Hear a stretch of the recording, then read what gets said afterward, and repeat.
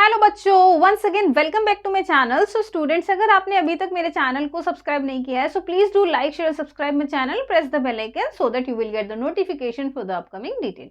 सो आज की इस क्लास में हम सॉल्व करने वाले हैं the last question of the exercise 7.1 from class 10th maths NCERT chapter 7 coordinate geometry. Okay, so question number 10 is find a relation between x and y such that the point pxy is equidistant from the point 3, 6 and minus 3, 4। देखिए question में हमें given है कि ये जो point P है हमारे पास, point x, y, इसको हम x, y को कंसीडर कर लेते हैं पॉइंट P। ओके, ये वाला पॉइंट P है। तो 3, 6, let's say this point is A, 3, 6 and this point is B। Okay, so B के कोऑर्डिनेट्स है -3, 4। ओके, सो तब हमें बताना है, तब हमें यहाँ पे क्या फाइंड करना है, x और y में रिलेशन फाइंड करना है। ठीक है, तो इसका मतलब हमें क्या फाइंड करना पड़ेगा यहाँ पे, देखिए कि is equidistant from the point 3, 6 and -3, 4। So is equidistant का मतलब है कि ये वाला जो पॉइंट है, जो P पॉइंट है, वो इस A से और इस B से इक्वल डिस्टेंस पर है। तो इक्वल डिस्टेंस का मतलब क्या होता है, सॉल्यूशन में गिवन क्या है हमारे पास, गिवन है PA equals to PB। Okay, PA PB हमारे पास यहाँ पे गिवन है। तो मैं यहाँ पे राइट कर देती हूँ, since P x, y is equidistant from A 3, 6 and B -3, 4। Okay, इतना हमें गिवन है। ओके, सो अब देखिए सॉल्व में जब हम करेंगे तो यहाँ से लेके करेंगे PA, या फिर इसको यहाँ पे रहने देते हैं। ओके, अभी हम क्या करें, डिस्टेंस फॉर्मूला यूज करेंगे। देखिए यहाँ पर राइट करेंगे डिस्टेंस बिटवीन टू पॉइंट्स, और you can write by distance formula और using distance formula. So distance between two points is equal to under root x2 - x1 का whole square and y2 - y1 का whole square. ठीक है, तो ये वाला formula हम यूज करेंगे, but the given condition is PA is equal to PB। So according to question the given is PA equals to PB। मैं थोड़ा ऊपर को राइट कर देती हूँ जिससे मुझे और स्पेस मिल जाएगा लिखने के लिए। Okay, so according to question PA is equal to PB। Okay, तो अब आप क्या करेंगे कि x1 x2 किसी को भी यहाँ पे कंसीडर कर लेंगे। मैं इस क्वेश्चन को डायरेक्ट सॉल्व करूंगी। यहाँ पे देखिए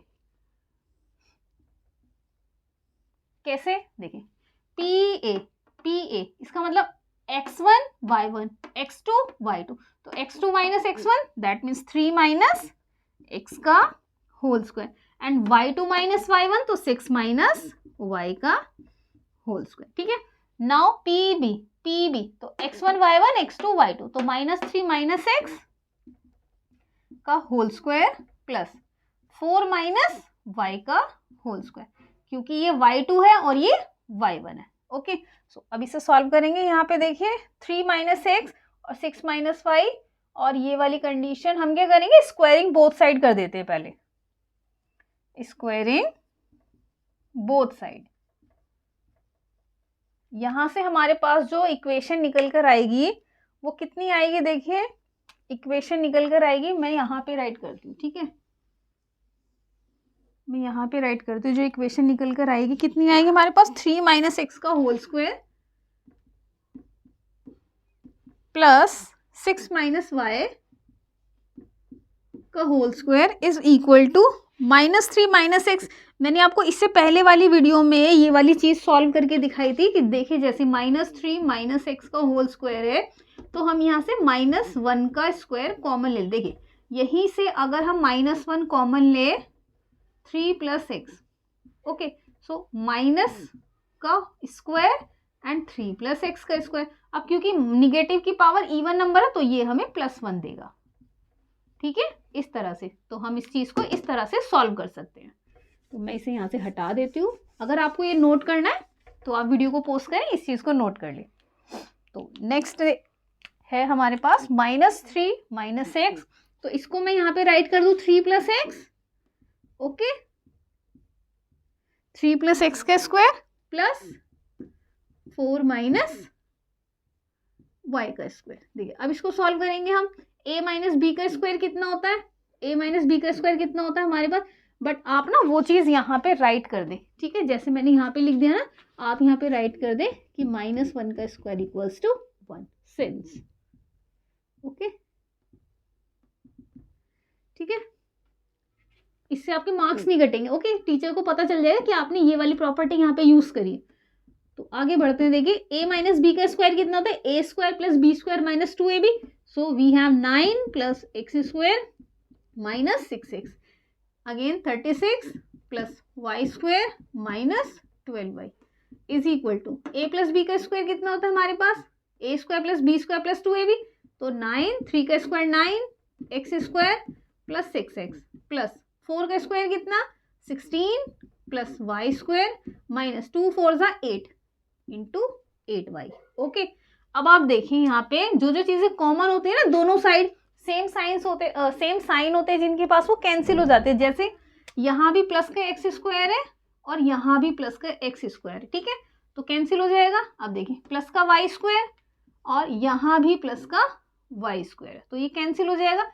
अब हमारे पास क्या क्या चीजें बचती हैं, नीचे वाली लाइन में मैं राइट करती हूँ, कितना बचता है हमारे पास, देखिए 9 - 6x + 36 - 12y, ठीक है, ये हमारे पास बच गया था, is equal to 9 + 6x + 16 - 8y। देखिए 9 भी सेम साइन है हमारे पास, 9 का भी सेम साइन है। साइन पता है हम पहले वाला देखते हैं, जैसे 9 से पहले कोई साइन नहीं है तो इसका मतलब ये पॉजिटिव है, यहाँ भी 9 से पहले कोई साइन है तो ये भी पॉजिटिव है, ठीक है, तो 9 को हम यहीं पर कैंसिल कर देते हैं।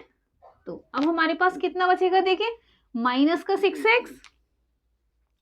12y + 36, इनको भी ना हम लेफ्ट में ट्रांसपोज कर देते हैं, तो इधर राइट में इक्वल के इधर कितना है +6x, इसको लेफ्ट में लाएंगे तो कितना हो जाएगा -6x + 16 - 16 -8y + 8y equals to 0।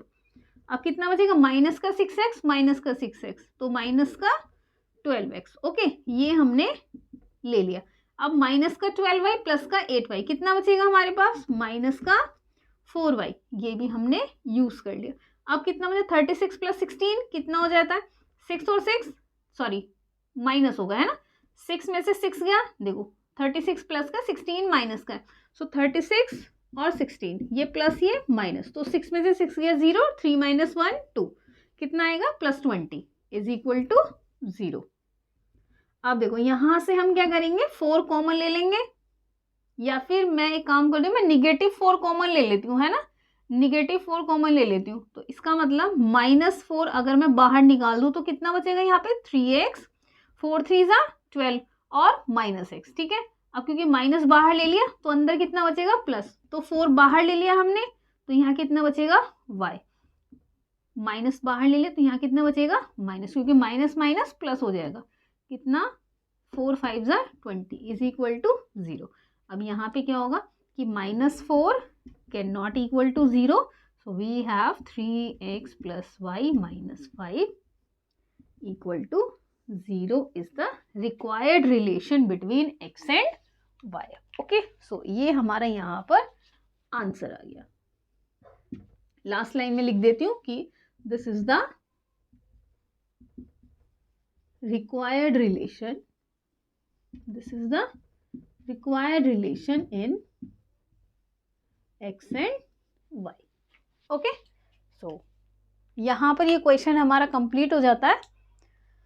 so देखो ये वाली जो चीज़ है ना, ये अगर आपको समझ में नहीं आई ना तो आप क्या करना, जैसे मैंने आपको फर्स्ट क्वेश्चन करवाए थे ना, यहाँ से पहले फर्स्ट क्वेश्चन करवाए हुए हैं, इससे पहले वाले क्वेश्चन में मैंने आपको लिखवाया हुआ है कि to find A B, to find, यहाँ आप क्या करना है पी ए या ए पी, जब आप पी ए फाइंड करेंगे तो आप क्या करोगे, टू फाइंड पी ए, आप क्या करना, x1 की वैल्यू, y1 की वैल्यू, x2 की वैल्यू, y2 की वैल्यू आप राइट कर लेना, उसके बाद आप फॉर्मूला अप्लाई करके यहाँ पे इनको इजीली राइट कर सकते हैं, ठीक है। तो चलिए यहाँ पे हमारा क्वेश्चन कंप्लीट हो जाता है। अगर अभी भी आपको इस क्वेश्चन में ये चीज़ समझ में नहीं आई ना, तो प्लीज़ मुझे कमेंट बॉक्स में कमेंट करके समझाएं, हो सकता है मैं इस चीज़ को अगले क्वेश्चन में और अच्छे से समझाने की कोशिश करूँगी, ठीक है। सो बढ़ते हैं अगले नोट question, the exercise is complete. So बढ़ते हैं अपनी अगले एक्सरसाइज की तरफ, दैट इज 7.2। सो तब तक के लिए bye bye, take care and thank you.